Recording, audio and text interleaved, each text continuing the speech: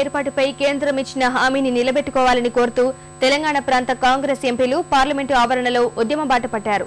Parliament 1వ number gate వద్ద ఎంపీలు పొన్నం ప్రభాకర్, వివేక్, రాజయ్య, గుత్తా, మందా జగన్నాథం నిరసన దీక్ష చేపట్టారు.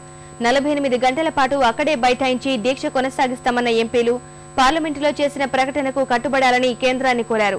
రాష్ట్ర మంత్రులు, ఎమ్మెల్యేలు తమతో కలిసి రావాలని విజ్ఞప్తి చేశారు. తెలంగాణ ప్రాంత కాంగ్రెస్ ఎంపీల దీక్షకు సుష్మా స్వరాజ్, జేడీయూ అధ్యక్షుడు శరద్ యాదవ్, ఎన్సీపీ అధినేత శరద్ పవార్ కుమార్తె సుప్రియా సూలే, శివసేన నేత అనంత కీర్తే, అకాలీదళ్ ఎంపీ సిమ్రత్ బాదల్ తదితరులు మద్దతు తెలిపారు. ఇంత విపత్కరమైనటువంటి పరిస్థితిని 4.5 కోట్ల మంది ప్రజలకు ఆకాంక్ష ఉన్నప్పుడు ఇచ్చిన హామీని నెరవేర్చాల్సిన బాధ్యత యూపీఏ ప్రభుత్వం మీద, కాంగ్రెస్ పార్టీ మీద ఉన్నది. ఎప్పుడైతే మనం ఇచ్చేటువంటి హామీని నెరవేర్చకపోతే మనకు ప్రజల్లో విశ్వాసం సన్నగిలుతుంది.